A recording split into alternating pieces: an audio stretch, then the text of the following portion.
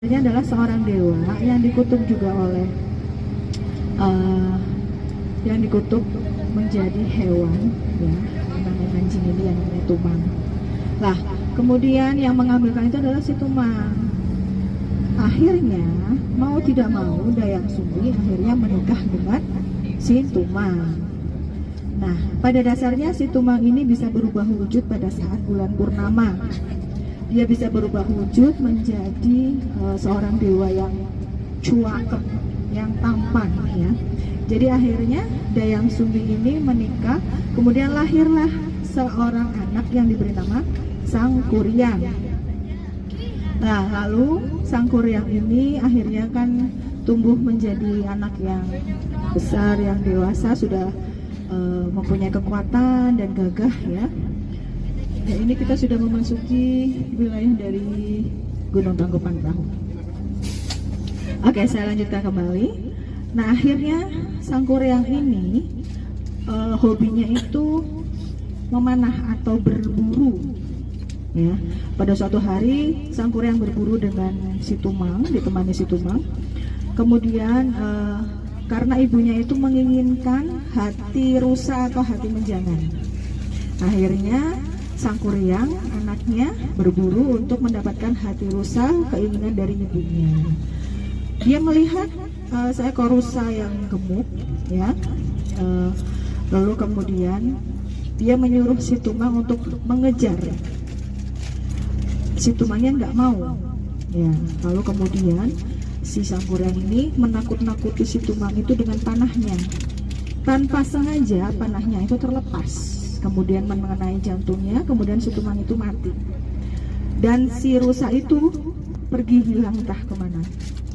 Karena tidak ditemukan lagi rusa dan binatang-binatang berburu yang lain, akhirnya dia mengambil hati dari Tumang. Si Tumangnya itu disembelih, lalu kemudian hatinya dibawa, diberikan pada ibunya dengan mengatakan itu adalah hati rusa.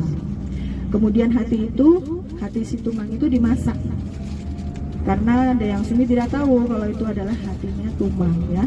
Setelah dimasak, dimakan, baru dia tahu kalau itu ternyata bukan hati rusa. Kemudian dia menanyakan kepada Sang Kuryang, dan Sang Kuryang pun menjawab bahwa itu adalah hati Tumang. Nah, Dayang Sumbi itu marah sekali, lalu kemudian mengusir Sang Kuryang.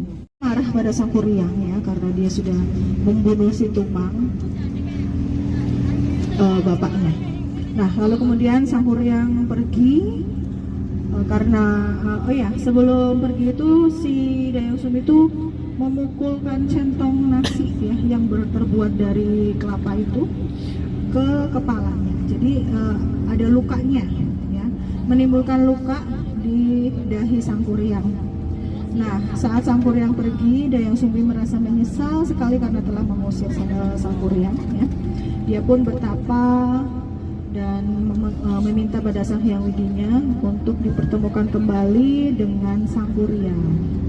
Kemudian Sang Kuryang berguru kepada beberapa guru, ya, dan dia menjadi laki-laki yang gagah, perkasa, dan juga hebat, ya, kuat lah.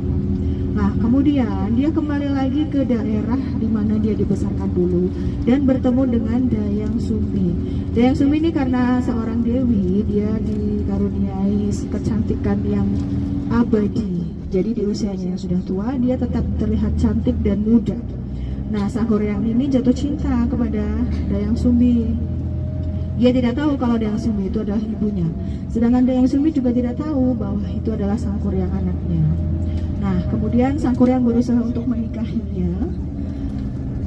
Kemudian Dayang Sumbi melihat tanda luka yang ada di dahi Sang Kuryang, dan dia baru menyadari kalau itu adalah anaknya.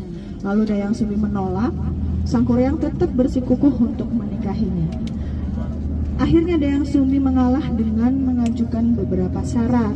Nah, syaratnya adalah membuat danau yang dibendung Sungai Citarum, ya, dan membuat gunung. Pada zaman dahulu itu kan banyak sekali istilahnya kayak tokoh-tokoh itu yang dibantu oleh makhluk-makhluk halus, ya. Nah, Dengan dibantu para makhluk halus itulah dia membendung sungai Citarum menjadi danau dan berusaha untuk membuat gunung. Dayang Sumbi khawatir karena sudah mendekati hasil yang sempurna ya untuk gunung dan danaunya. Akhirnya dia berpikir bagaimana caranya nih untuk menggagalkan rencananya dari Sang Kuryang. Kemudian dia membentangkan kain putih ya, biar terlihat ada cahaya-cahaya matahari, dan dia kemudian memukulkan alu ke lesung